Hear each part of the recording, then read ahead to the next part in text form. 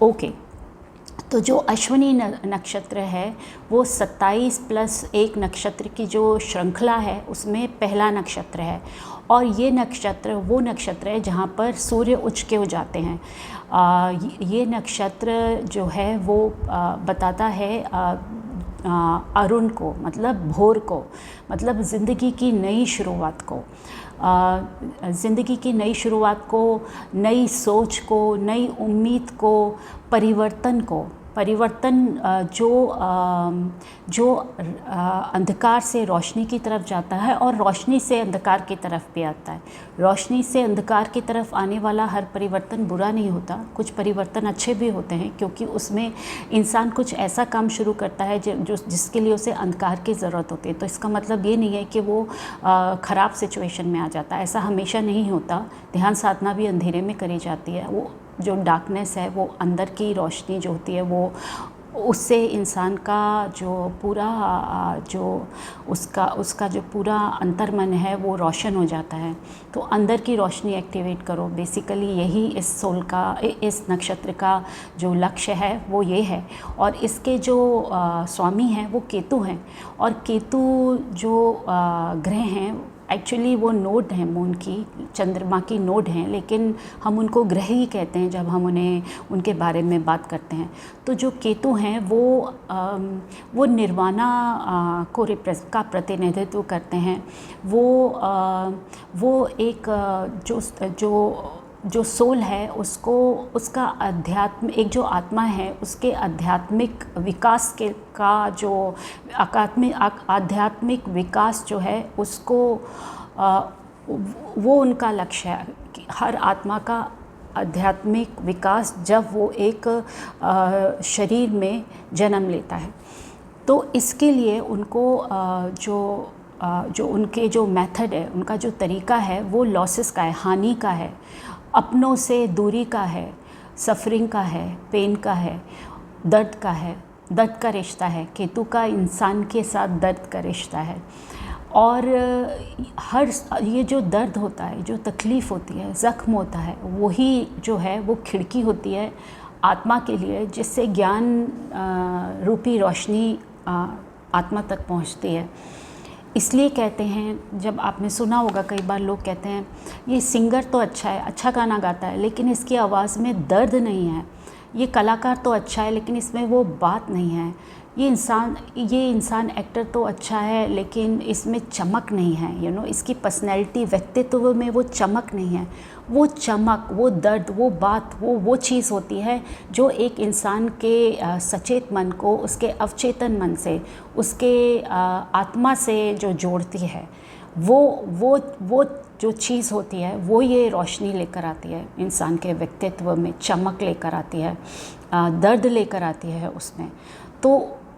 तो जो केतु हैं ये यही काम करते हैं कि हमारी आत्मा को, हमारे सचेत मन को, या कॉन्शियस माइंड को हमारी आत्मा के साथ जोड़ें, हमको कॉन्शियस बनाएं, हमारे सबकॉन्शियस माइंड को, जो हमारा अवचेतन मन है उसको जगाएं, जागरूक करें, सचेत करें उसे।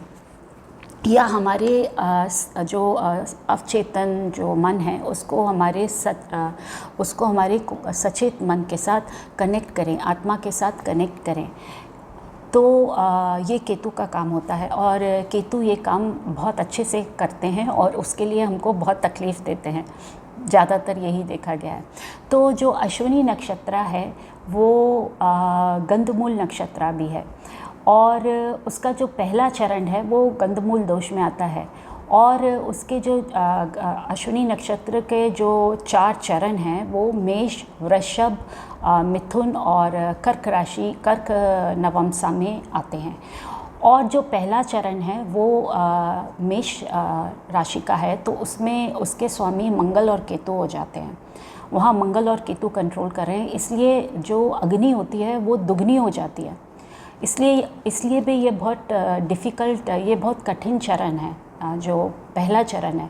लेकिन फिर भी अगर ये अच्छी गरिमा में होता है तो इतना कष्ट नहीं देता। लेकिन अगर इसकी गरिमा, मतलब इसकी डिग्निटी अगर अच्छी नहीं होती, ये 6, 8, 12 में है, या राहु केतु के साथ है, या राहु केतु इसमें है, या कोई मेलेफिक भी है इसमें, हमारे चार्ट में मेलेफिक सिचुएशन रिलेटेड टू एक इंसान से जुड़ी हुई मेलेफिक कोई बहुत दुखदाई घटना बताता है वो जो अलाइनमेंट होता है। तो इसलिए अश्विनी नक्षत्र को द्विस्वभाव, सॉरी मेरे प्रोनाउंसिएशन बहुत अच्छे नहीं हैं, मुझे माफ़ करिए उसके लिए। मैं कोशिश करूँगी कि मैं आगे से और अच्छा कर सकूँ। द्विस्वभाव नक्षत्र कहा गया है इसे, पर मुझे ये लगता है कि ये त्रिस्वभाव नक्षत्र है। क्यों है वो मैं आपको बाद में बताऊँगी।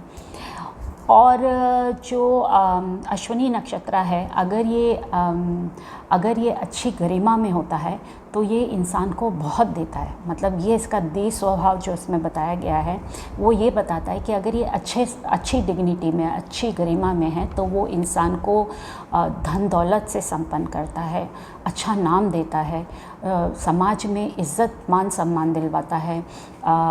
और सबसे ज़्यादा जो ज़्यादा ज़रूरी बात है वो ये है कि वो जो परिवार है उसको बढ़ाता है, उसको एक्सपेंड करता है। तो जैसे इंसान है, उसके बच्चे होंगे, बच्चों के बच्चे होंगे, वो उनको देखेगा, उसकी लंबी उम्र होगी, उसके परिवार के लोगों की उम्र लंबी होगी, सबकी सेहत अच्छी होगी, वो फलते फूलते अपने परिवार को देखेगा, उसको कोई मेजर प्रॉब्लम लाइफ में कोई बहुत बड़ी कठिनाई की बात फेस नहीं करनी पड़ेगी। यस, थोड़ी बहुत प्रॉब्लम्स रहेंगी ज़िंदगी में, जैसे कोर्ट केस हो सकता है प्रॉपर्टी से रिलेटेड, या किसी तरह से उसको फंसाने की कोशिश की जा सकती है, लेकिन वो फंसेगा नहीं, ठीक। तो ये एक बात है। या वो बच जाएगा, मतलब कोई उसी के दुश्मन षड्यंत्र जो है, जो साजिश और षड्यंत्र एक ही चीज़ है, आई थिंक, जो कॉन्स्पिरेसी हम कहते हैं ना, वो ही। तो वो जो है वो इनकी ज़िंदगी का, हर अश्विनी नक्षत्र की ज़िंदगी में ये कभी ना कभी ये ज़रूर हो सकता है कि वो किसी षड्यंत्र का शिकार हो, लेकिन वो उससे ओवरकम कर पाएगा, वो उसका जो है विक्टिम नहीं बनेगा, वो उससे बाहर निकल पाएगा। ये है। तो अगर आप देखें तो जैसे मुकेश अंबानी जी हैं, उनकी ज़िंदगी में सब कुछ बहुत अच्छा है, भगवान की दया से, भगवान उनकी अपनी कृपा उन पर बनाए रखे, और उनका परिवार बढ़ रहा है, उनके धन दौलत आप देख रहे हैं, और भगवान करे वो और बढ़े। मतलब ये बोलने से पहले मैं डरती हूँ कि कोई ये ना सोचे कि नज़र लगा रहे हैं, तो भगवान उनको बहुत ब्लेस करे।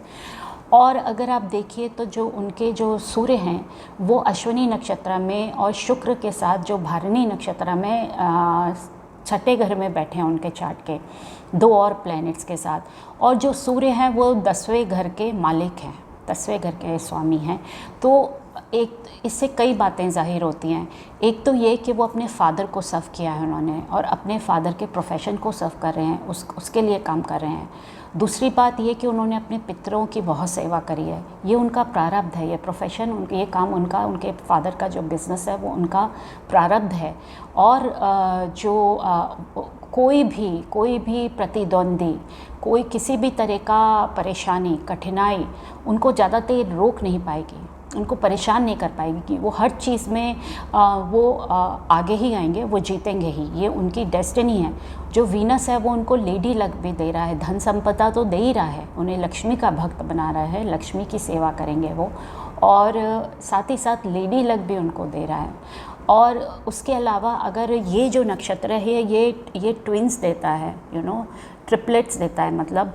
और जो चीज़ इस नक्षत्र में शुरू होती है उसका कल्मिनेशन जो होता है, मतलब जो अंत होता है वो भरणी में होता है, वो मैं बाद में बताऊंगी। But I am just letting you know कि ये जो नक्षत्र है इसमें जो बच्चे हैं कई बार वो मतलब जैसे ट्विंस तो होते हैं, नेचुरल बर्थ में भी ट्विंस हो जाते हैं, लेकिन कई बार लोग अप्राकृतिक तरीके से भी बच्चों को जन्म देते हैं, और वो बच्चे एक से ज़्यादा होते हैं नंबर्स में।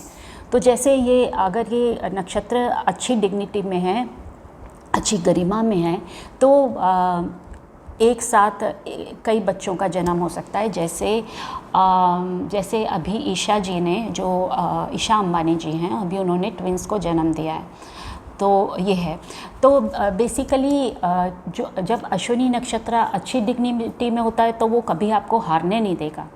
जो अरुण है ना, जो जो सूर्य की पहली किरणें हैं, जो अश्विनी नक्षत्र को की शुरुआत को, बिगनिंग को बता रही हैं कि अश्विनी नक्षत्र जो है वो शुरुआत है यात्रा की, जो कि फिज़िकल बॉडी की भी है और आत्मा की भी है। तो वो जो अरुण शब्द है वो अगर आप हिब्रू में देखिए तो उसे आहारोन कहते हैं। 1 मिनट, मैंने कहीं लिखा है उसको, आहारोन समथिंग लाइक दैट, और उसका मतलब होता है, 1 मिनट, पता नहीं कहाँ लिखा है, हाँ, आहारोन, और उसका मतलब होता है हाई माउंटेन। और अगर हम उसको इजिप्शियन लैंग्वेज में देखते हैं तो उसका मतलब होता है वॉरियर लायन, और अगर हम उसे संस्कृत में देखते हैं तो मॉर्निंग सन कहते हैं, जो मैंने आपको बता दिया, early morning first light, first raise of light. तो बेसिकली अगर हम आप अगर हाई माउंटेन और वॉरियर लायन से भी इसको एक्सप्लेन करें तो आप समझ सकते हैं कि ये जो नक्षत्र है वो किसी को एक योद्धा बना सकता है। और इस नक्षत्र में जो इस नक्षत्र के जो लोग होते हैं, चाहे इस नक्षत्र की डिग्निटी अच्छी हो या ना हो, वो बहुत निडर होते हैं, दुस्साहसी होते हैं। तो वो जो वॉरियर लायन जो बता रहे हैं, मतलब एक जो युद्ध करने वाला शेर जो बता रहे हैं, और जो हाई माउंटेन है जो वो इसी चीज़ को बता रहा है कि एक ऐसा योद्धा जो बहुत बहादुर है और जो हाई माउंटेन, मतलब जो ज़िंदगी पहाड़ समान है, उसको उतरेगा, उसको चढ़ेगा और उतरेगा। चढ़ना भी आसान नहीं होता, अगर उतरना डिफ़िकल्ट होता है तो चढ़ना भी बहुत डिफ़िकल्ट होता है।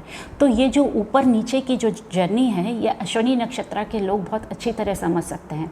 अगर आप देखिए 2 चीज़ें, ये जो लोग होते हैं दुस्साहसी तो होते हैं ये, और दूसरी बात निडर और दुस्साहसी के अलावा बाय हुक और बाय क्रुक वाली बात होती है इनमें, कि मतलब जैसे भी हो, अगर सीधी उंगली से नहीं घी निकलेगा तो हम उंगली टेढ़ी करेंगे, ये बात है इनमें, ये इनकी प्रकृति में होता है ये।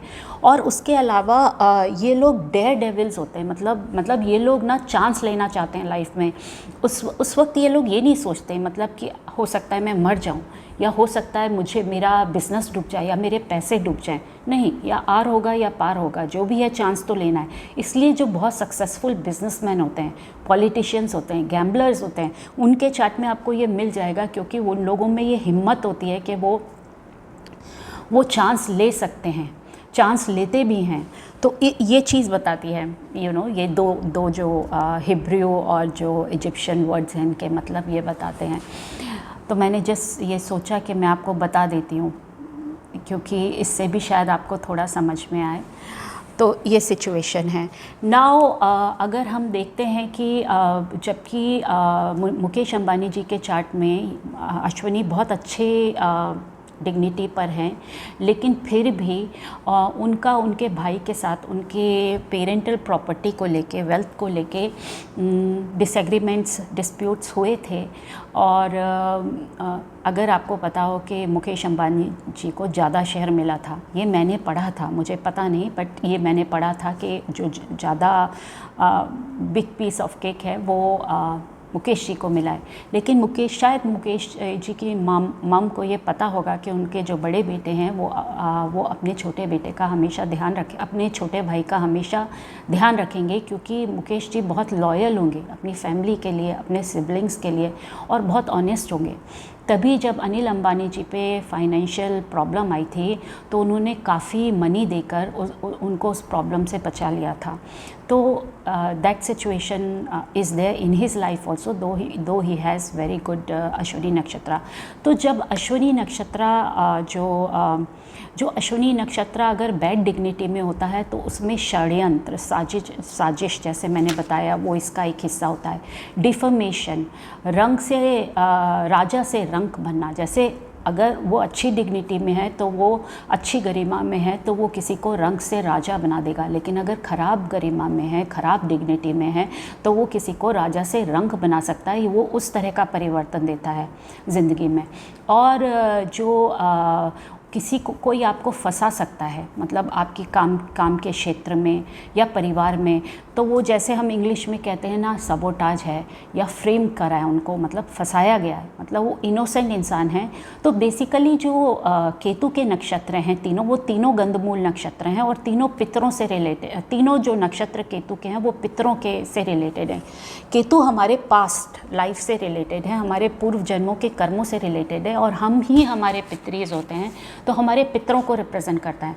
तो जो भी पितरों के कर्म होते हैं, अच्छे या बुरे, अगर अच्छे हैं तो वो ब्लेसिंग्स के रूप में हमारे सामने आते हैं, और अगर गलत कुछ उनसे हुआ है तो वो हमारे लिए पनिशमेंट के रूप में हमारे सामने आते हैं। तो वो पितरों के कर्मों को रिप्रेजेंट करता है। तो ये जो कर्म होते हैं कि कोई बहुत इनोसेंट इंसान है लेकिन उसको बहुत अकाल मृत्यु मिलती है, बहुत ट्रेजिक डेथ मिलती है, और वो डिज़र्व नहीं करता, वो उसके पूर्व जन्मों का फल है ना, वो इसलिए उसने उसे भोगा है।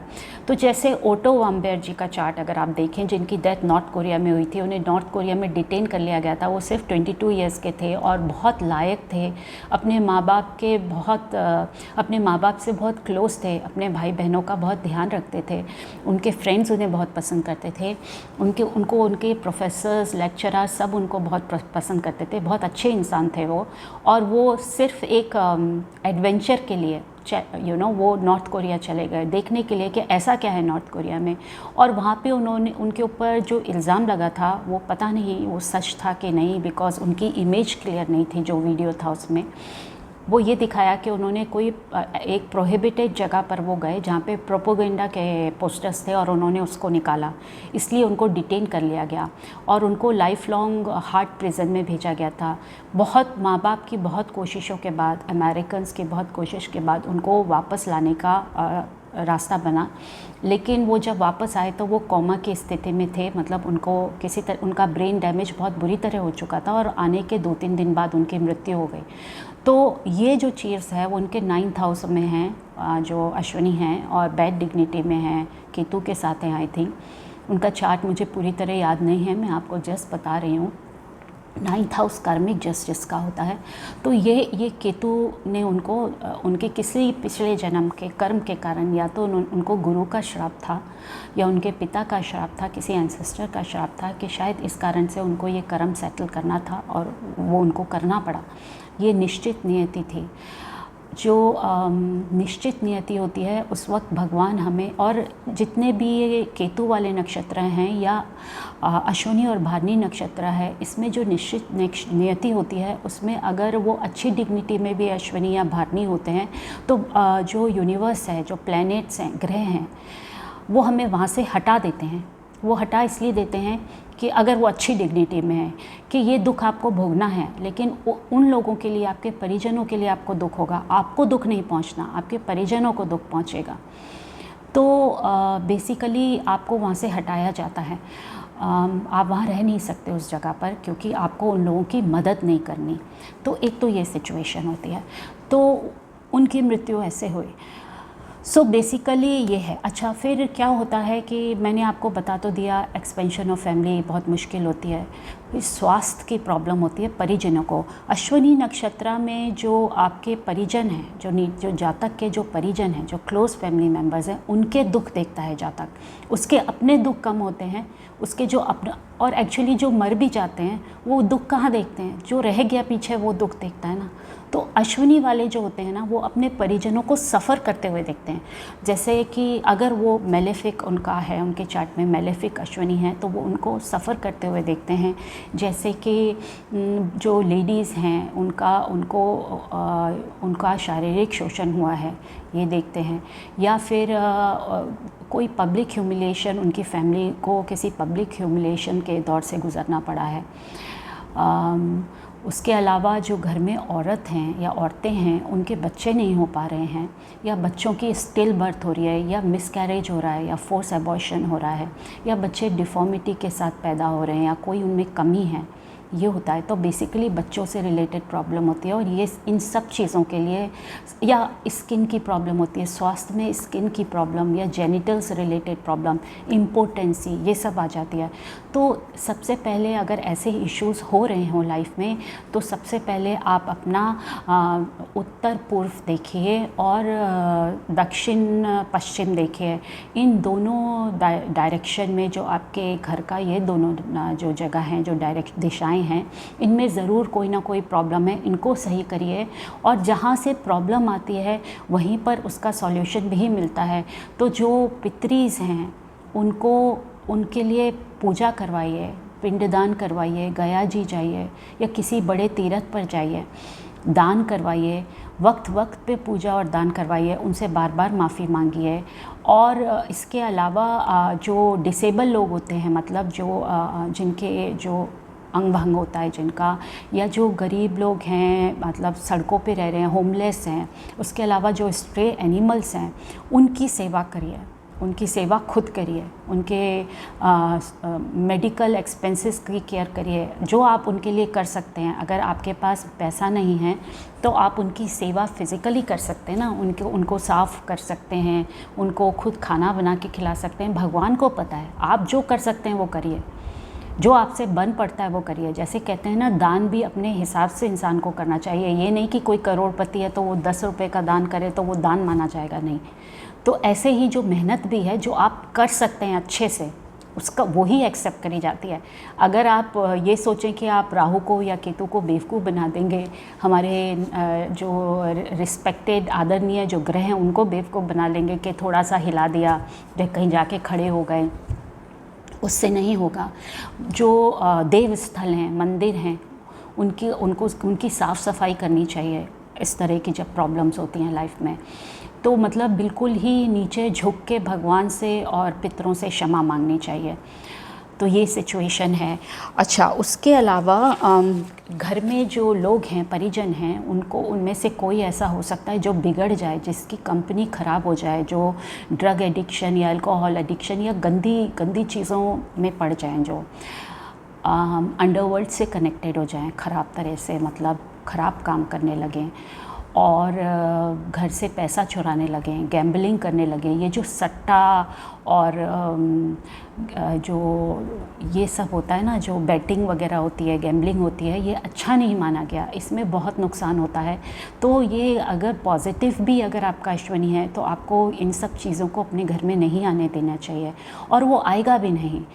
जो स्टॉक में पैसा कमाते हैं अच्छे अश्विनी से, वो फिर भी सेफ़ होते हैं, क्योंकि उनको पता होता है कि उनको कितना रिस्क लेना है। तो ये है।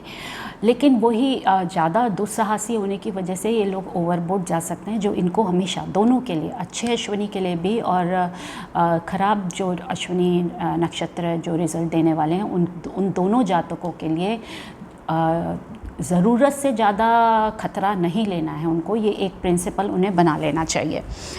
तो अब अगर हम देखते हैं कि और क्या चीज़ें हैं, एक minute, okay, oh my God, sorry. हाँ, मैं बहुत ज़्यादा लिखती हूँ और फिर क्या होता है, मेरी आदत है लूज़ पेपर्स में लिखने की, मैं उसमें नहीं लिख पाती रजिस्टर में, तो इसलिए सारे पेपर्स ऊपर नीचे हो जाते हैं। So sorry. ओके, कॉन्फ्लिक्ट्स मैंने आपको बता ही दिए। कॉन्फ्लिक्ट्स लीगल भी हो सकते हैं और व्यक्तिगत भी हो सकते हैं, अपने घर में, परिवार में। जो किसी औरत को लेके, लड़की को लेके बहुत बड़ा कोई कॉन्फ्लिक्ट हो सकता है, मतलब जो अश्विनी नक्षत्र हैं उनका उनके दोस्त के साथ या उनके परिवार में के लोगों में किसी का किसी औरत को लेकर इतना झगड़ा हो सकता है कि वो परिवार का नाम खराब कर सकता है। और एंसेस्टर प्रॉपर्टी को लेके लीगल केस, कज़न्स के साथ, ये सब, और या रियल सिबलिंग के साथ भी हो सकता है। अनटाइमली अकाल मृत्यु हो सकती है पेरेंट्स की। जब अश्विनी जो हैं, जो मेलेफिक हैं और बहुत छोटी उम्र के हैं, तो उस वक्त उनके पेरेंट्स में से दोनों पेरेंट्स की मृत्यु अकाल मृत्यु हो सकती है, या एक पेरेंट की मृत्यु हो सकती है किसी बीमारी से और दूसरे पेरेंट की ज़िंदगी बहुत तकलीफ दे रहेगी या बीमारी वाली रहेगी। मेडिकल ड्रग डिपेंडेंस मतलब या कोई ऐसी बीमारी जिस पे आजीवन दवाइयों पे निर्भर रहना पड़ेगा, ऐसी बीमारी हो सकती है। अल्कोहल एडिक्शन मैंने बताया है, ड्रग एडिक्शन। अच्छा, दूसरी बात ये है कि इसमें इस नक्षत्र में अच्छा हो या अच्छा नहीं दे रहा हो रिज़ल्ट, तब भी बिकॉज़ ये द्विस्वभाव नक्षत्र है, मैं क्या कर सकती हूँ, मुझे दोनों ही बताना पड़ेगा ना, उसकी जो दोनों प्रकृतियाँ हैं, अच्छा भी देता है बुरा भी देता है। तो उसमें जो है जेंडर रीअसाइनमेंट सर्जरी के थ्रू ज़्यादातर मैंने देखा है अश्विनी नक्षत्र वालों को जो दुख मिलता है वो उनके परिवार जो है वो उसकी सफरिंग से मिलता है। वो अपने परिवार के लिए बहुत लॉयल होते हैं और उनकी तकलीफ़ नहीं देख पाते, इसलिए उनको वो दुख मिलता है कि वो अपने परिवार को तकलीफ़ों से गुजरते हुए देखते हैं। तो अगर किसी के परिवार में कोई जेंडर रीअसाइनमेंट सर्जरी के लिए किसी का भाई या बहन जा रहा है, अश्विनी वाले का, या बच्चा जा रहा है, तो वो कितनी तकलीफ़ में होगा। तो ये, या कोई अगर गे या लेस्बियन बन जाता है तो भी तो वो परेशान होंगे ना कि ये उनकी हेल्थ अच्छी रहे, इन पर कोई प्रॉब्लम ना है, तो ये सिचुएशन रहती है। अच्छा, जो सम्मान जो होता है, सोशल जो रिस्पेक्ट होती है, वो एकदम से ख़त्म हो सकती है। किसी भी कोई ऐसा कर्म इंसान कर देता है, अश्विनी वाला खुद, कि बहुत अच्छी जिनकी रिस्पेक्ट है, अब वो उनको फंसाया गया है इसलिए वो कर्म का दाग उनके ऊपर लग रहा है। पिछले जन्म में उन्होंने चुपचाप किया था वो कर्म और किसी को पता नहीं पड़ा था और दाग इस जन्म में उनके ऊपर आया, ये हो सकता है। लेकिन जैसे वो किसी कॉलेज में प्रोफेसर हैं और वहाँ पे कोई फीमेल स्टूडेंट या फीमेल कलीग कह देती हैं कि इन्होंने हम पर इन्हें हमें मोलेस्ट किया या कुछ किया है, और उनके पास अपनी सफाई के लिए कुछ भी नहीं होता, तो वो जो उनका जो फॉल फ्रॉम ग्रेस होता है, मतलब वो जो ऊपर से नीचे गिरते हैं, उनका जो सम्मान की हानि होती है, वो इस नक्षत्र में होता है। अच्छा, ये जब नक्षत्र मेलेफिक होता है तो इसमें ये श्योरिटी होती है कि या तो भगवान का श्राप है इस इंसान को, अश्विनी को और उसके परिवार में वो फलित हो रहा है, या फिर किसी गुरु का श्राप है, या जो पिशाच, या जिन्हें पिशाच या भूत प्रेत कहते हैं, पिशाच भूत प्रेत, इनका साया है घर के ऊपर, वो भी किसी श्राप के वजह से। तो ब्लैक मैजिक तंत्रा फैमिली के ऊपर प्रैक्टिस किया गया है, तो इस चीज़ से उनको दो चार होना पड़ता है। और उसके अलावा कोई औरत घर की, उसको जैसे बहन, बेटी या माँ, उसको बहुत ज़्यादा ह्यूमिलिएशन के दौर से गुज़रना पड़ता है, या उनका शारीरिक शोषण हो सकता है। तो जैसे पेमेला एंडरसन हैं, उनका जब वो छोटी थी और आई थिंक टीनेजर भी थी, उनको बहुत शारीरिक शोषण के दौर से गुज़रना पड़ा है, ये मैंने पढ़ा है। तो ये सिचुएशन है। अब अगर हम देखें कि हाँ, जो नक्षत्र कंपैटिबल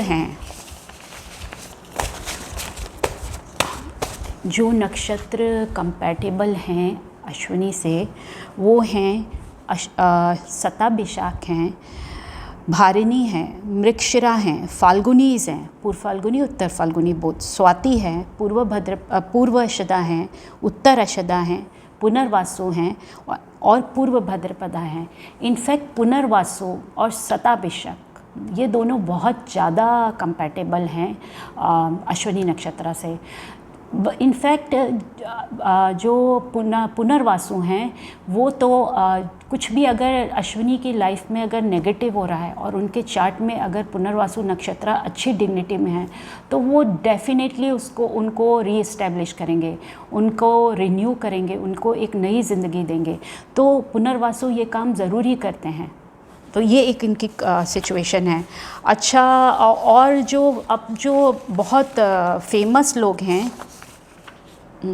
एक मिनट, वही सिचुएशन है, सारे पेज ऊपर नीचे हो गए हैं।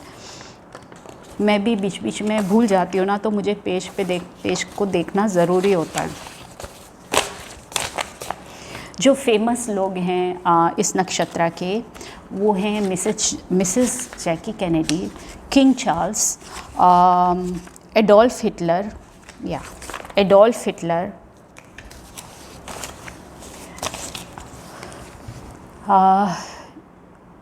Charlie Chaplin, the Pandavas Nakul and Sahdev, and Guru Dronacharya son Ashwatthama. और भी बहुत लोग हैं, माइकल जैक्सन हैं, ओटो वाम्बियर के बारे में मैं बता चुकी हूँ आपको। तो डोडी अल्फ्रेड हैं। तो डोडी अल्फ्रेड और माइकल जैक्सन जी का चार्ट मैं आपसे डिस्कस करूँगी। तो अगर आपको पता है, मिसेस जैकी कैनेडी जो हैं वो बहुत अच्छी फैमिली में पैदा हुई थी। उन्होंने बहुत सुख देखे अपने बचपन में, और उनकी जो शादी हुई थी वो भी एक पॉलिटिकल फैमिली में हुई थी, बिकॉज पॉलिटिक्स और अश्विनी का बहुत स्ट्रॉन्ग कनेक्शन है, गवर्नमेंट पोस्ट का, गवर्नमेंट तो उनकी शादी एक बहुत रिनाउंड पॉलिटिकल फैमिली में उनकी शादी हुई थी। और उनके जो हस्बैंड थे USA president mister John F Kennedy, उनको ख़त्म कर दिया गया था जब वो एक रैली पर गए थे। वो अकाल मृत्यु हुई थी उनकी।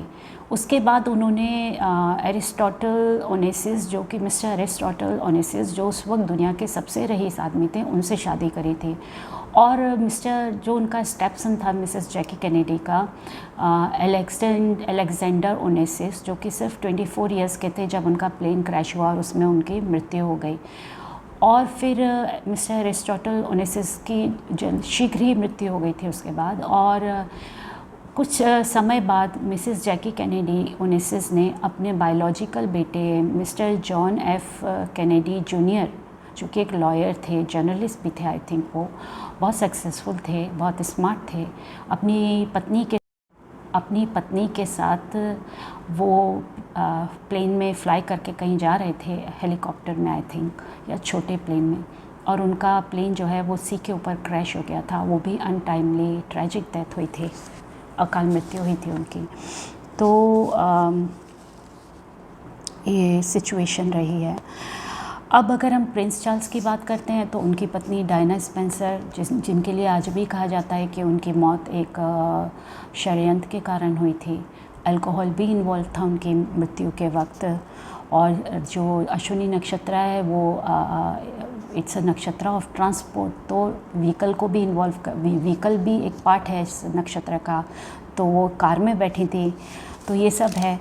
एडोल्फ हिटलर जो हैं, उनकी जो बचपन है वो बहुत दुखों से गुजरा। आई थिंक उनकी जो मदर थी, माँ जो थी उनकी, वो सिंगल पेरेंट थी, और उन्होंने बहुत गरीबी और दुख देखे हैं, बहुत परेशानियाँ देखी हैं। इसलिए जो उनका अवचेतन मन और सचेत मन था, वो इस तरह से उसका विकास हुआ कि उसने उनको वो बनाया जो वो बन गए। पॉलिटिक्स वहाँ भी इन्वॉल्व थी। चार्ली चैपलिन एक बहुत बड़े कलाकार थे, जो बहुत गरीबी से बहुत ऊपर आए थे, मतलब जो रंग से राजा बने थे, बहुत टैलेंटेड थे।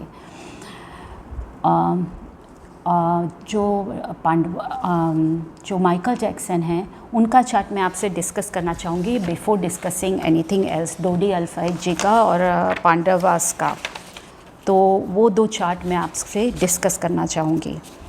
तो एक सेकेंड, ये सब लिखा हुआ मैंने इंग्लिश में है और वो मुझे, अब मैं हिंदी में उसे कन्वर्ट कर रही हूँ बोलते बोलते। कुछ शब्द मैंने देख लिए थे गूगल करके उनका हिंदी में मतलब, लेकिन पूरा आर्टिकल नहीं कन्वर्ट कर पाई हूँ, और उस चक्कर में सारे पेजेस ऊपर नीचे हो गए, और वीडियो बनाने से पहले मैंने उनको लगाया नहीं, इसलिए ये प्रॉब्लम हो रही है। धीरे धीरे ठीक कर लूँगी, धीरे धीरे अगली बार जब अगर ये वीडियो बनाया मैंने हिंदी में, अगर मुझे आप लोगों ने मौका दिया तो मैं इस आदत को ठीक करूँगी अपनी। ये सब मैं सीख रही हूँ अभी। सचिन तेंदुलकर जी का मैंने बताया कि नहीं बताया, आई डोंट नो, बट उनका पॉजिटिव है ये जो है नक्षत्र अश्विनी, और वो ही उनको सब कुछ दे रहा है। तो अब मुझे पता नहीं मैंने उनका बताया कि नहीं। चलिए अब मैं आपको बताती हूँ। और डोडी फैज जी का और माइकल जैक्सन जी का चार्ट भी मैं ऐड करने की कोशिश करूँगी वीडियो में जब एडिट करूँगी। तो मिस्टर डोडीफेड जो हैं उनका जन्म 15 अप्रैल 1955 को 6:45 सुबह के 6:45 में अलेक्जेंड्रिया जो इजिप्ट में आता है वहाँ हुआ है। उनका जो सूर्य है वो लगन में है, अश्विनी पदा वन में, मतलब गंधमूल दोष में है। और जो शनि और नेपच्यून है वो उनके 7वें घर में बैठे और उनके लगन पर दृष्टि डाल रहे हैं, 7th एस्पेक्ट डाल रहे हैं। और जो राहु और मून हैं वो 9th हाउस में है और 5th एस्पेक्ट उनका जो है वो उनके लगन पर सूर्य पर पड़ रहा है। और जैसा कि मैंने बोला कि वो स्टार ऑफ ट्रांसपोर्ट है अश्विनी नक्षत्र, तो व्हीकल उनकी मृत्यु में इन्वॉल्व थे। प्रिंसेस डायना स्पेंसर उन्हीं के साथ थी। और डिसेप्शन और कॉन्स्पिरेसी की बात आज भी होती है। मून और राहु भी डिसेप्शन दे रहे हैं, उनका 5th एस्पेक्ट पड़ रहा है। और जो 9th हाउस होता है वो पॉलिटिकल या रॉयल्टी को भी ही बताता है, पॉलिटिकल पीपल या रॉयल्टी को बताता है 9th हाउस ना। तो अगर आप देखें तो उनकी जो मृत्यु हुई थी हाई क्लास सर्वेंट बता रहा है। 7th हाउस में एग्जॉल्टेड सैटर्न मतलब हाई क्लास सर्वेंट, मतलब उनका जो ड्राइवर है वो हाई क्लास सर्वेंट हुआ ना। उनके साथ नेपच्यून बैठे हैं, मतलब वो अल्कोहल या ड्रग्स का था उन पे, इन्फ्लुएंस था उन पर। और जो गाड़ी है वो ट्रांसपोर्ट बता रही है। उसके अलावा एक रॉयल प्रिंसेस उनके साथ थी। और षड्यंत्र की जो थ्योरी है उसके बारे में उनके पिता ने भी कहा है, और अभी तक उसके बारे में बात होती है कि ये नॉर्मल डेथ नहीं है, इसमें एक्सीडेंट नहीं है सिंपल, इसके पीछे कोई ना कोई षड्यंत्र ज़रूर है। अब वो षड्यंत्र जो है वो एक्चुअली में था या नहीं था मुझे नहीं पता, लेकिन बातें ये करी जाती हैं कि ये हुआ है इस तरह से। अच्छा, अगर हम माइकल जैक्सन जी का चार्ट देखते हैं, मैंने पहले ही कहा है कि राहु और केतु अश्विनी नक्षत्र में गंधमूल दोष में ख़राब रिजल्ट देते हैं। तो जो माइकल जैक्सन जी हैं उनका जो मंगल है वो कृतिका नक्षत्र में है, और मंगल के साथ जो केतु बैठा है वो उनके अश्विनी नक्षत्र में पदावन में है। तो आप उनका देखिए, उनका बचपन कितना मुश्किल निकला है। उनको उनके फादर से कभी भी प्यार या सपोर्ट नहीं मिला, मतलब फादर उनके हिसाब से उनके साथ बहुत टफ थे। उनकी रिलेशनशिप्स ने काम नहीं किया। उनके जो तीनों बच्चे हैं वो सरोगेसी के थ्रू हुए हैं, उनके अपने बायोलॉजिकल नहीं हैं। और उसके अलावा वो बहुत आइसोलेटेड हो गए थे, बहुत लोनर थे अपनी लाइफ में।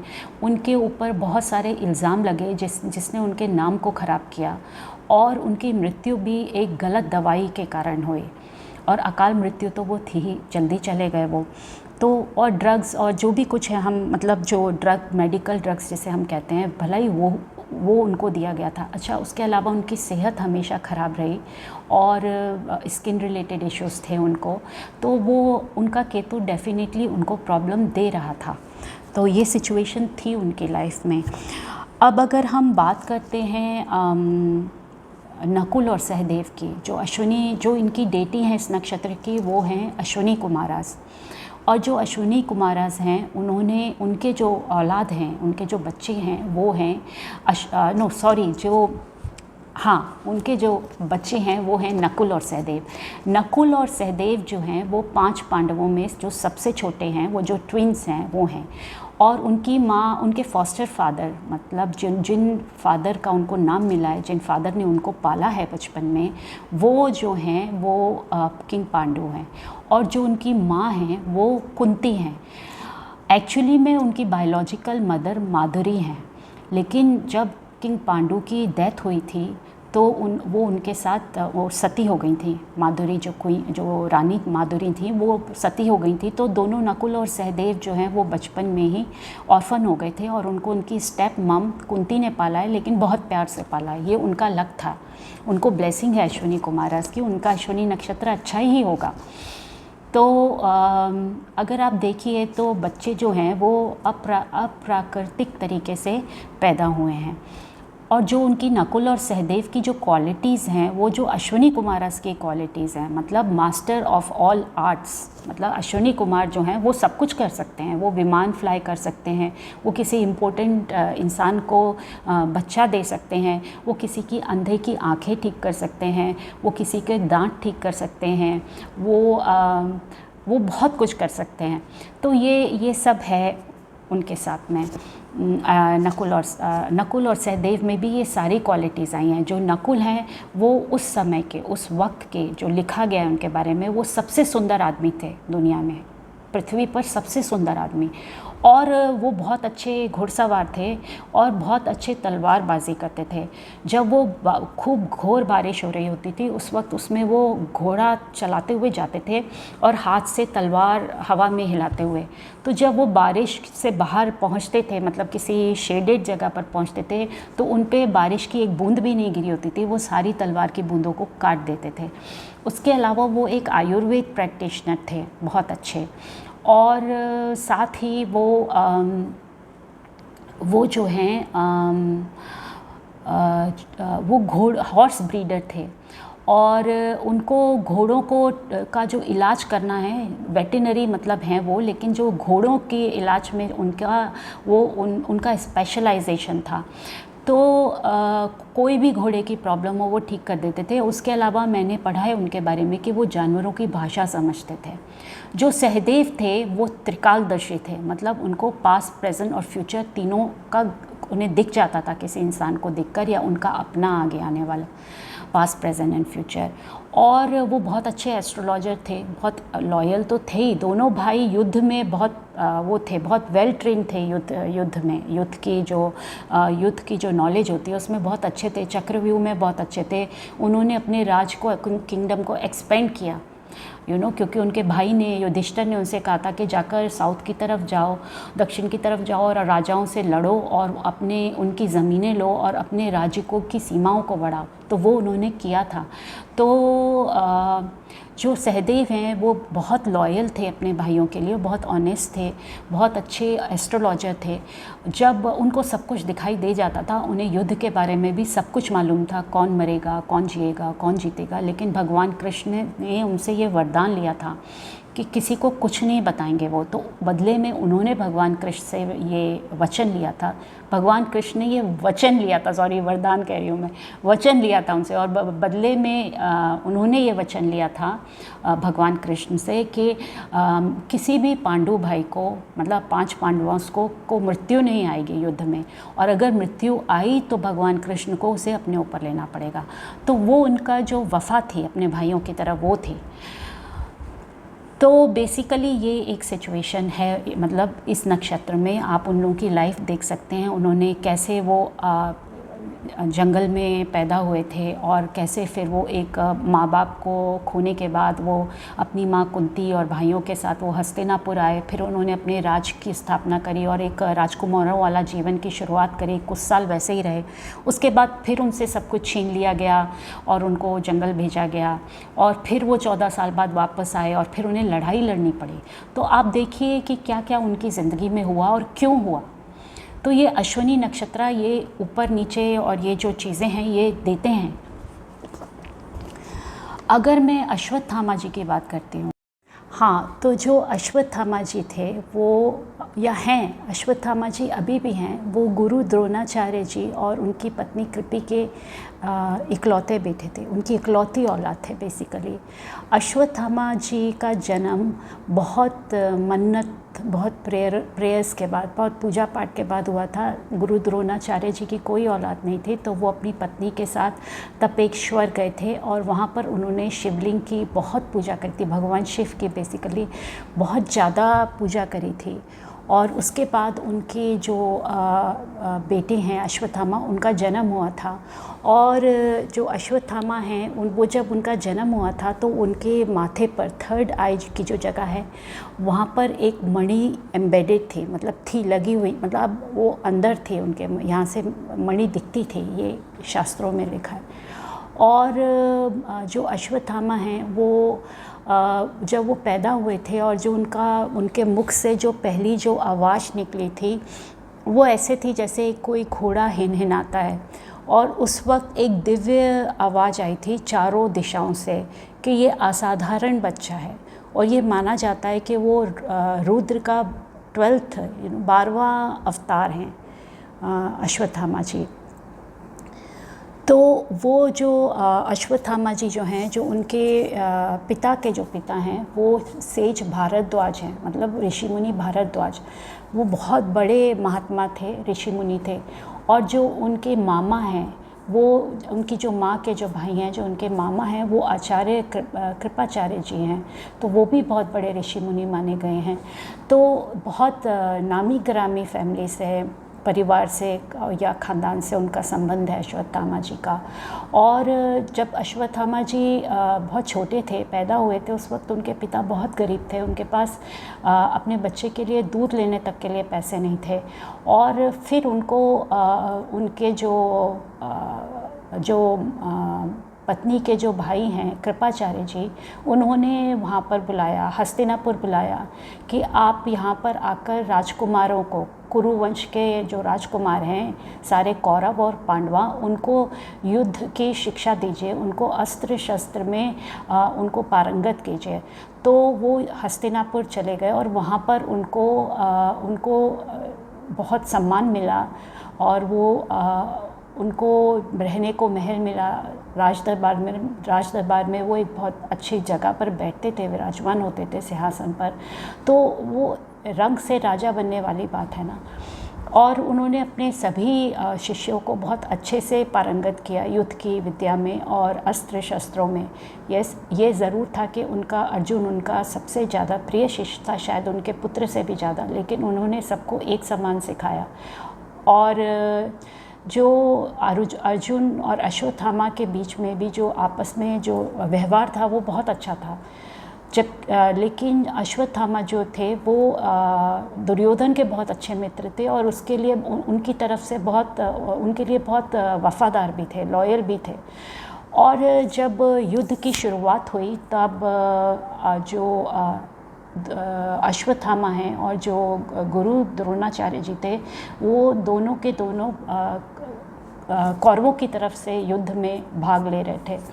तो एक दिन उन लोगों ने, पांडवों ने और कृष्ण जी ने ये उनको समझ में आया कि जब तक गुरु द्रोणाचार्य जी हैं युद्ध में, तब तक पांडव जीत नहीं सकते। ये पिता और पुत्र की जो जोड़ी है ये उनको जीतने नहीं देगी। तो उन लोगों ने एक षड्यंत्र रचा और उसमें उन्होंने ये डिसाइड किया कि जो एक युद्ध में एक गज है जिसका नाम अश्वत्थामा है, वो भी शामिल है और उस गज को मार दिया जाएगा। और फिर ये घोषित किया जाएगा कि अश्वत्थामा मारा गया, और ये नहीं बोला जाएगा कि गज अश्वत्थामा मारा गया। तो दूसरे दिन यही किया जाता है, गज अश्वत्थामा को मार दिया जाता है और ये घोषणा करी जाती है कि अश्वत्थामा मारा गया। तो जो गुरु द्रोणाचार्य जी थे वो अपने शिष्य युधिष्ठिर से पूछते हैं, क्योंकि उनको पता था युधिष्ठिर धर्मराज हैं और बहुत ऑनेस्ट हैं। तो वो उनसे पूछते हैं कि क्या ये सत्य है, क्या अश्वत्थामा मारा गया है। तो युधिष्ठिर को पहले ही कृष्ण जी ने समझा दिया था। तो युधिष्ठिर कहते हैं हाँ अश्वत्थामा मारा गया। फिर बहुत धीरे से बोलते हैं कि मनुष्य नहीं, गज अश्वत्थामा मारा गया, जो उनको सुनाई नहीं देता गुरु द्रोणाचार्य जी को। गुरु द्रोणाचार्य जी को ये समझ में आता है कि उनका बेटा अश्वत्थामा मारा गया। तो इस दुख में वो वहीं अपने अस्त्र शस्त्र फेंक कर ज़मीन पर बैठ जाते हैं और दुखी होने लगते हैं और अपने बेटे की मेमोरीज़ को मेडिटेट करने लगते हैं, मतलब उनकी यादों में खो जाते हैं। तो इस क्षण का फ़ायदा उठा के जो धृष्टद्युम्न हैं, वो जो किंग द्रुपद के, जो राजा द्रुपद के जो बेटे थे, उन्होंने उनका सर काट दिया गुरु द्रोणाचार्य जी का। तो आप देखिए कि यहाँ पर भी षड्यंत्र था इन्वॉल्व, और उनकी गुरु द्रोणाचार्य जी की कितनी मतलब दुखद मृत्यु हुई। जब अश्वत्थामा को इसके बारे में पता पड़ता है तो वो बहुत क्रोधित होते हैं और वो रिवेंज लेने का सोचते हैं पांडवों से। और फिर उसके बाद वॉर ओवर हो जाती है, ख़त्म हो जाता है युद्ध, और उनको अपने दोस्त दुर्योधन के बारे में पता पड़ता है कि कितने गलत ढंग से उनको भी मारा गया है, दुर्योधन को, क्योंकि ये एक युद्ध का नियम होता है कि जो इंसान अपने अस्त्र फेंक देता है उसको सिर्फ गिरफ्तार किया जाता है। जो योद्धा अपने अस्त्र फेंक देता है उसको सिर्फ गिरफ्तार किया जा सकता है, उसको मारा नहीं जा सकता। वो युद्ध के नियम के खिलाफ है। और दूसरी बात, किसी भी योद्धा को कमर से नीचे नहीं मारा जा सकता। और दुर्योधन जो हैं उनकी जांघ पर मारकर, जांघ को तोड़कर भीम ने उनको मृत्यु दी थी, तो वो भी युद्ध के नियम के खिलाफ था। तो जब अश्वत्थामा दुर्योधन के पास जाते हैं तो वो उनसे कहते हैं कि मैं तुमको वचन देता हूँ कि मैं पांडवों के सर तुमको लाकर दूंगा। और फिर वो रात को उनके जो मामा होते हैं कृपाचार्य जी, वो उनसे मना करते हैं कि अब युद्ध ख़त्म हो चुका है, अब ऐसा करना युद्ध के नियम के खिलाफ है। लेकिन अश्वत्थामा कहते हैं कि जब जो उल्लू होता है उसको दिन में बाज मारता है क्योंकि वो बाज का वक्त होता है, लेकिन रात को उल्लू मारता है बाज को क्योंकि उस वक्त उल्लू का वक्त होता है। तो जब जिसका वक्त होता है उस वक्त ही वो उसको मारेगा। तो मेरा वक्त रात को है, तो वो रात को उनके शिविर में जाते हैं पांडवों को। तो कृष्ण जी को पता होता है कि ये होना है, इसलिए वो पांडवों को लेकर पहले ही वहाँ से निकल चुके होते हैं। और वो वहाँ पर रुद्र को एक डीमन के रूप में, जो एक राक्षस के रूप में वहाँ पर बिठाल कर जाते हैं कि तुम इस शिविर की रक्षा करो। रुद्र होते हैं वो। और अगर आप देखिए तो अभिमन्यु की भी जिस दिन मृत्यु होनी थी उस दिन कृष्ण जी अर्जुन को लेके कहीं और चले जाते हैं, जिससे अगर अर्जुन वहाँ होते तो वो उस डेस्टिनी को होने से रोकते।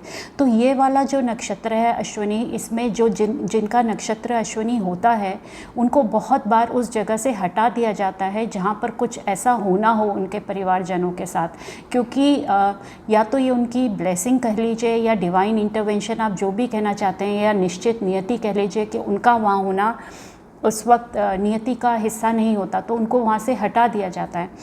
इसलिए कभी कभी मैं देखती हूँ जब अश्विनी नक्षत्र वालों को उनका परिवार, उनके अपने बहुत दुख देते हैं, बेइज्जत करते हैं और उनको अपने घर से जाना पड़ता है, दूर जाना पड़ता है अपने सगे संबंधियों से, मतलब अपने इमीडिएट फैमिली से। तो मैं उनको हमेशा यही कहती हूँ कि ये नियति है, कोई कुछ ऐसा होना है जिसमें आप उस नियति का हिस्सा आपको नहीं होना, इसलिए आपको वहाँ नहीं रखा जा रहा, आपको वहाँ से हटाया जा रहा है। जो आज आपको दुख लग रहा है वो कल आपको भगवान की इंटरवेंशन समझ में आएगी। तो ये अश्विनी नक्षत्र वालों के साथ और भारनी नक्षत्र वालों के साथ ये होता है, क्योंकि भारनी और अश्विनी बहुत क्लोजली एसोसिएटेड हैं एक दूसरे से कई कारणों से। तो बेसिकली जब वो वहाँ पहुँचते हैं अश्वत्थामा, तो वो जो डीमन होते हैं रुद्र, वो उनको वहाँ अंदर जाने नहीं देते। तो अश्वत्थामा कहते हैं कि मेरे को अपने पिता की मृत्यु का बदला लेना है, और उसके अलावा मैंने अपने दोस्त दुर्योधन को ये वचन दिया है कि मैं पांडवों के सर लेकर आऊँगा। तो अगर आप मुझे जाने नहीं देंगे तो मेरा वचन पूरा नहीं होगा, तो इससे तो मैं मृत्यु को ग्रहण कर लूँ तो अच्छा है। तो वो अपने आप को ख़त्म करने लगते हैं। तो उस वक्त और वो उनकी साधना भी करते हैं डीमन जो होते हैं रुद्र की। तो रुद्र जो है वो प्रसन्न हो जाते हैं और वो उनको ब्लेस करते हैं और उनको आशीर्वाद देते हैं और उनको अपनी तलवार देते हैं और उनके बॉडी में चले जाते हैं, ये कहते हुए कि ये जो लोग हैं इनकी मृत्यु ऐसी ही होनी निश्चित हुई है और इसी वक्त होनी है, तो ये नियति निश्चित है, तो तुम अपना काम करो। तो अश्वत्थामा जाते हैं उस शिविर के अंदर और वो शिखंडी जो सोता हुआ योद्धा है उसको मारना एक और युद्ध का जो नियम है उसका जो सीरियस वायोलेशन जिसे कहते हैं, मतलब उसको भंग करना बहुत बड़ा एक क्राइम माना जाता है। तो वो सोते हुए योद्धाओं पर अटैक करते हैं, उनको शिखंडी को मार देते हैं, धृष्टद्युम्न को मार देते हैं और भी कई सैनिकों को मार देते हैं। और जो पांडवास होते हैं, जो पांडवों के 5 बच्चे होते हैं, टीनेजर्स होते हैं या उससे भी प्री टीन्स होते हैं, क्योंकि जब अभिमन्यु 16 साल के थे और वो सबसे बड़े थे तो वो सब कितने छोटे होंगे, उनके सब छोटे भाई थे। तो जो अश्वत्थामा होते हैं उनको दिखाई नहीं देता अंधेरे में कि ये पांडव नहीं हैं, उनके पुत्र हैं, तो वो धोखे में उनके सर काट देते हैं और उनको लेकर आते हैं वापस दुर्योधन के पास। तो दुर्योधन भी बहुत दुखी होते हैं कि अब कौरवों का पिंडदान कौन करेगा, अब उनको मुक्ति कैसे मिलेगी, मोक्ष कैसे मिलेगा। जब कृष्ण वापस आते हैं, वापस कैंप में आते हैं, शिविर में आते हैं, तो वो जब ये देखते हैं तो वो अश्वत्थामा के पास जाते हैं पांडवों के साथ और वहाँ फिर से युद्ध शुरू होता है अर्जुन के और अश्वत्थामा के बीच में। तो वो लोग जो हैं अस्त्र शस्त्र जो ब्रह्मास्त्र होते हैं वो यूज़ करने लगते हैं, उनको उपयोग में लाने लगते हैं। तो जो सेज व्यास होते हैं वो ऊपर से आते हैं, हेवन से, स्वर्ग से आते हैं नीचे, और उन लोगों को बोलते हैं कि ब्रह्मास्त्र जो एटॉमिक वेपन्स हैं वो उनको मत प्रयोग में लाओ, बिकॉज़ पूरी सृष्टि ख़त्म हो जाएगी, ये पूरा यूनिवर्स ख़त्म हो जाएगा। तो फिर जो अर्जुन हैं वो उनको ब्रह्मास्त्र को वापस लेना आता था, वो वापस ले लेते हैं, लेकिन जो अश्वत्थामा जी होते हैं उनको वापस लेना नहीं आता था। तो उसको समुद्र की तरफ भेजने के बजाय या किसी जंगल में पेड़ के ऊपर भेजने के बजाय या किसी जानवर के ऊपर भेजने के बजाय, जो सबसे बड़ा पाप वो करते हैं, जानबूझ के करते हैं, वो उसको उत्तरा की कोख की तरफ भेज देते हैं, जिसमें जो परीक्षित होते हैं वो पल रहे होते हैं। तो परीक्षित जो होते हैं वो स्टिल हो जाते हैं, मतलब उनकी मृत्यु हो जाती है या मृत्यु के करीब पहुंच जाते हैं। तो भगवान कृष्ण जो हैं वो उनको पुनर्जीवित करते हैं, उनको रिवाइव करते हैं, और उनको जो अश्वत्थामा हैं उन पर उनको बहुत क्रोध आता है। तो वो जो त्रिस्वभाव है वो यही है कि कई बार जो अश्विनी नक्षत्र हैं वो कोई ऐसा कर्म करते हैं, बहुत ज़्यादा लायक होते हुए भी, बहुत प्रतापी होते हुए भी, बहुत ज्ञानी होते हुए भी, कोई एक ऐसा कर्म उनसे होता है जो कि निश्चित नियति होता है, और जो उनको उनके सम्मान की हानि करता है, जो उनको सबके सामने शर्मिंदा करता है, उनको वो क्या बोलते हैं, फॉल फ्रॉम ग्रेस होता है उनके लिए। ये इसका तीसरा स्वभाव है अश्विनी नक्षत्र का, जो मैंने देखा है और मैंने रियल लाइफ में भी देखा है कि वो जो जिनसे वो कर्म होता है, जो अश्विनी वालों से वो कर्म होता है, वो खुद भी नहीं समझ पाते कि उन्होंने ऐसा क्यों किया। जैसे अगर किसी अपने की बेइज्जती कर देते हैं बहुत ज़्यादा, उनको समझ नहीं आता कि उनसे ये कैसे हुआ, वो ऐसा सोच भी नहीं सकते अपने सपने में, लेकिन उनसे ये हो जाता है। तो वो भी एक निश्चित नियति होती है, क्योंकि जो जैसा कि रुद्र ने उनसे कहा कि ये जो है फिक्स निश्चित नियति है इन लोगों की, जो शिविर में इस वक्त सो रहे हैं, और इनकी मृत्यु इसी तरह से होनी है। तो दोनों के ही शायद कर्म होंगे कि उनको एक दूसरे के साथ ये नियति सेटल करनी थी, इसको वो क्या बोलते हैं, इसका निपटारा करना था, इसलिए ऐसा हुआ होगा। लेकिन जो आप सोचिए कि जो उन्होंने कर्म किया अश्वत्थामा ने, क्या वो उनकी पोजीशन थी उस कर्म को करने की?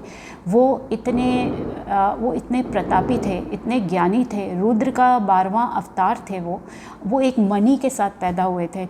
तीसरी आँख की जगह वो मणि लगी हुई थी, वो ज्ञान का प्रतीक थी। वो एक बहुत इवॉल्व्ड बहुत अध्यात्म में जो बहुत इवॉल्व सोल है उसका प्रतीक था वो मणि। उनसे वो मणि छीन ली गई, उनको कृष्ण जी का श्राप मिला कि उनके जो ज़ख्म हैं वो कभी नहीं भरेंगे, वो कलयुग के अंत तक जीवित रहेंगे, उनके ज़ख्मों से खून और पस बहेगा, उनको कोढ़ होगा, और वो उनके शरीर से दुर्गंध आएगी, उनके कोई पास नहीं आएगा, वो जंगलों में पहाड़ों में अकेले रहेंगे। और वो जैसा कि मैंने कहा कि उनको अमर रहने का वरदान मिल गया इस कंडीशन में। और आप देखिए उनका कोई परिवार नहीं था, मतलब उनके वंशज के बारे में कुछ नहीं बताया गया है कि अश्वत्थामा जी के युद्ध से पहले कोई औलाद थी या उसके बाद, तो संभव ही नहीं था। लेकिन मतलब उनका वंशज उनके साथ ही रह गया ना, उससे आगे नहीं बढ़ सका। और उनके जो दादाजी थे, जो सेज भारद्वाज थे, वो कितने शर्मिंदा हुए होंगे, कितना उनको ग्लानि हुई होगी, पश्चाताप हुआ होगा कि ये उनके पौत्र हैं। उनकी माँ वो सती नहीं हुई थी, वो अपने पुत्र से इतनी मोहब्बत करती थी कि वो अपने पति के साथ सती नहीं हुई। उनको कितनी शर्मिंदगी हुई होगी, उनके मामा कृपाचार्य जी को कितनी शर्मिंदगी हुई होगी कि इन्होंने ऐसा करा। जो गलती से उन्होंने पांडव पुत्रों को मारा था उसका एक रीज़न था, वो एक और डिफरेंट स्टोरी है उसके पीछे। तो वो पूर्व कर्मों का उनको उन उप पांडवों को पांडवास को सेटलमेंट करना था। लेकिन जो उन्होंने भेजा जो ब्रह्मास्त्र उत्तरा की कोख की तरफ, अभिमन्यु की ऑलरेडी मृत्यु हो चुकी थी, उत्तरा अकेली थी, और जो पुत्र उनका इकलौता सहारा था उनका पुत्र, और कुरु क्लैन का एक मात्र जो अंश बचा था, वो राजा परीक्षित जो बने आगे जाके, वो बच्चा जो कोख में था, पनप रहा था उस वक्त, वो था। तो जो बच्चा अभी पूरी तरह पनपा भी नहीं है, क्या उसकी गलती थी? क्या उसकी तरफ ये अस्त्र क्यों फेंका गया? मतलब इससे बड़ा घोर पाप जो है वो, इससे बड़ा और कोई पाप तो हो ही नहीं सकता ना। तो कृष्ण ने पूरे युद्ध में किसी को भी श्राप नहीं दिया। उन्होंने दुर्योधन तक को श्राप नहीं दिया, लेकिन उन्होंने अश्वत्थामा जी जो कि रुद्र का अवतार थे उनको श्राप दिया। और उनको आज तक देखा जाता है, मतलब जंगलों में कई बार वो लोगों को, इवॉल्व सोल्स को नज़र आए हैं, और या किसी वैद्य को नज़र आए हैं, 12 फीट के हैं वो, और उनके ज़ख्मों से अभी भी खून और पस बह रहा है, और वो कहते हैं कि वो अश्वत्थामा हैं। तो बेसिकली आप ये जो है ये तृतीय स्वभाव है अश्विनी नक्षत्र का, ऐसा मुझे लगता है। ये मेरा सोचने का, मेरी सोच है। अच्छा, अगर हम अश्विनी नक्षत्र के प्रोफेशन के बारे में बात करें तो ये लोग, इनका सबसे पहला, बिकॉज़ अश्विनी कुमार जो हैं वो फिजिशियंस ऑफ गॉड्स कहे जाते हैं, मतलब वैद्य हैं जो देवताओं के वैद्य हैं। तो सबसे पहले तो इसका कनेक्शन हीलर्स से होता है, मतलब आयुर्वेद प्रैक्टिशनर्स हों या किसी भी तरह से जो हीलिंग पहुंचाते हैं, चाहे काउंसलिंग के थ्रू हीलिंग पहुंचाते हैं अपने क्लाइंट्स को, लोगों को, हीलर्स हैं सबसे पहले। उसके अलावा डॉक्टर्स और सर्जन्स हो सकते हैं ये लोग। Ayurveda practitioners, I think I have said already. Tantriks हो सकते हैं, जादूगर हो सकते हैं, सिक्योरिटी सर्विस जो प्रोवाइड करते हैं, जैसे पुलिस है, आर्मी है, एयरफोर्स है, नेवी है, ये लोग हो सकते हैं। और एक्टर्स, डांसर्स, जैसे कि जो क्रिएटिव फील्ड से हैं वो लोग हो सकते हैं, एक्टर्स, डांसर्स, सिंगर्स। और ये लोग हॉर्स ब्रीडर्स या जॉकीज़ हो सकते हैं, या फिर ये वेटरनरी डॉक्टर्स हो सकते हैं, स्पोर्ट्समैन हो सकते हैं, कार रेसर्स हो सकते हैं, जो स्पोर्ट्स होते हैं जैसे जिसमें तलवारबाजी या धनुष बाण को यूज़ किया जाता है, या फिर मार्शल आर्ट्स होता है, वो इससे कनेक्टेड है, वो हो सकते हैं। हिप्नोथेरेपिस्ट हो सकते हैं, मेंटलिस्ट हो सकते हैं, पॉलिटिशियंस एंड गवर्नमेंट ऑफिसर्स हो सकते हैं। पॉलिटिशियंस का कनेक्शन बहुत स्ट्रांगली है इस नक्षत्र के साथ। रॉयल्टी का कनेक्शन बहुत स्ट्रांगली है, जैसे जो रॉयल फैमिली के लिए जो लोग काम करते हैं, आज भी रॉयल फैमिलीज़ हैं, जैसे जयपुर रॉयल फैमिली है, कश्मीर की रॉयल फैमिली है, जम्मू कश्मीर की, तो उनके लिए जो उनको सर्व करते हैं राजाओं को, वो भी इसमें आ सकते हैं। रॉयल्टीज़ तो हैं ही हैं। और सोशल वर्कर्स हो सकते हैं, या मास्टर ऑफ डिस्गाइज जिन्हें हम कहते हैं, जैसे जो बिल्कुल ही लोगों के शक्ल को, उनके फ़िज़िकल अपीयरेंस को टोटली चेंज कर देते हैं, बिल्कुल बदल सकते हैं। जैसे कुछ ग्लू और प्लास्टर लगा के चेहरे को बदल दिया, फीचर्स बदल दिए, ऐसे ही बॉडी को ट्रांसफॉर्म कर दिया, हंच नहीं है किसी का, जैसे ऋतिक रोशन का एक मूवी में आई थिंक किया गया था, उनको टोटली बदला गया था, तो उनके बॉडी पर पीछे एक हंच भी बनाया था, वो प्लास्टर ऑफ पेरिस से बनाया होगा, व्हाटएवर इट इज़, वो ये सब काम इसी में आते हैं। गैम्बलर्स हो सकते हैं, जो स्टॉक एक्सचेंज के लिए काम करते हैं, वो हो सकते हैं इस नक्षत्र से। तो ये एक बात है। और जो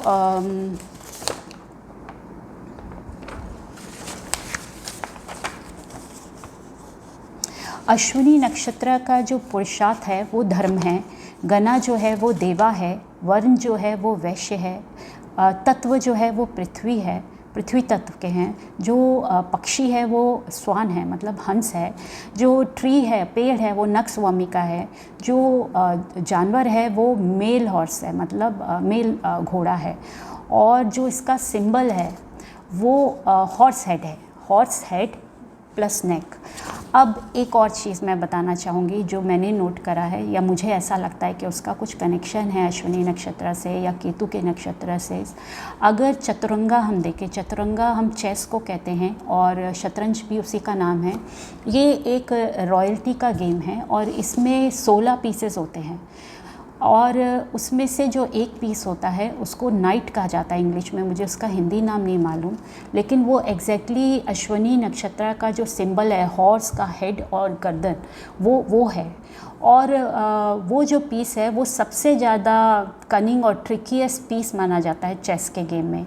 और उसकी जो चाल होती है वो 2 बार लंबाई में चलता है और एक बार आड़े में कूदता है, या फिर वो 2 बार आड़े में चलता है और 1 बार लंबाई में कूदता है। मतलब उसका जो लक्ष्य होता है वो ये होता है कि वो किसी भी तरह बाकी सारे जो पार्टिसिपेंट्स हैं उन पर कब्ज़ा कर ले या उन पर कूद जाए। तो जो अश्विनी नक्षत्र है उसका भी यही एक पर्पस होता है कि डेस्टिनी जो है जातक की, वो किसी भी तरह उसको सेटल करे। इसके लिए चाहे उसे दूसरे पार्टिसिपेंट्स जो हैं उनको टेक ओवर करना पड़े, ऐसा मुझे लगता है। तो और जितने भी केतु के नक्षत्र हैं बेसिकली वो ये काम बहुत अच्छे से करते हैं। तो मुझे ऐसा लगता है कि ये जो है नाइट है जो चेस में, ये केतु के नक्षत्र को की चाल के बारे में बात करता है, उसे बताता है, समझाता है। अच्छा, जो अश्विनी कुमारास हैं, जो डेटी हैं इस नक्षत्र की, वो सूर्य और सुरन्यु के औलाद हैं, बच्चे हैं। और वो उनके जो भाई बहन हैं वो हैं मनु हैं, सैटर्न हैं, यमा और यमी हैं, करण हैं। लेकिन जो सबसे ज़्यादा जिंदा दिल इनमें है, इन सब में है, वो अश्विनी कुमारी हैं। वो बहुत मिस्चीवियस हैं, बहुत हैप्पी हैं और वो बहुत कुछ कर सकते हैं। तो डायनेमिक हैं, वो प्रोवोकिंग हैं, बहुत टैक्टफुल हैं, डिप्लोमेटिक हैं, वो हैं। ओके, अब अगर हम देखें कि और क्या रह गया है, मेरे ख्याल से तो सब मैंने कवर कर लिया। 1 मिनट। अच्छा, तो जो अश्विनी नक्षत्र के जो डेटी हैं अश्विनी कुमारास, उनके बारे में कुछ चीज़ें बता सकती हूँ मैं, जिससे आपको पता पड़ेगा वो मल्टी टैलेंटेड हैं। जैसे उनको सेवियर के रूप में माना गया है, और जो भी अश्विनी नक्षत्र के लोग हैं उनको अश्विनी कुमारास को प्रे करना चाहिए, उनका ध्यान करना चाहिए। और साथ में जो ध्वजा गणपति हैं उनकी आराधना करनी चाहिए। साथ ही वो तपेश्वर भी जा सकते हैं। और जैसा कि मैंने बताया कि पितरों की सेवा करना, पितरों के लिए दान करना, वो बहुत ज़रूरी है अश्विनी के लिए, बल्कि सारे केतु के नक्षत्र वालों के लिए। अच्छा, जो अश्विनी कुमारास हैं वो उन्होंने भुजियु जो थे, जिनको उनके पिता ने सी में छोड़ दिया था, तुगरा नाम था उनके पिता का, भुजियु का, उनको बचाया था। और उसके लिए उन्होंने एक विमान को उड़ाया था अश्विनी कुमारास ने। उन्होंने जो ऋषि च्यवना थे, जिन्होंने च्यवनप्राश बनाया था, उनको दोबारा से उनकी जवानी लौटाई थी। उन्होंने आईसाइट ठीक करी थी रजस्रवा के जो अंधे थे। उसके बाद उनको अंधा उनके पिता ने बनाया था, वो एक दूसरी कहानी है। फिर जो वैधरी मती थी, जिनके बच्चे नहीं थे, उनको बच्चे दिए थे, क्योंकि उनके जो पति थे वो इम्पोर्टेंट थे, इसलिए उनको वैधरी मती को अश्विनी कुमार ने औलाद का ब्लेसिंग दी थी, औलाद दी थी। जो घोड़ा एक था जिसका एक पैर नहीं था, टांग नहीं थी, उसको उन्होंने एक मेटल की टांग लगा कर दी थी। तो ये उनके साथ है। अब अगर हम जो उनके जो बीज जो ध्वनि है, बीज ध्वनि जो अश्विनी नक्षत्र की है, जिसको हम सीड साउंड भी कहते हैं, वो है चू चे चोला।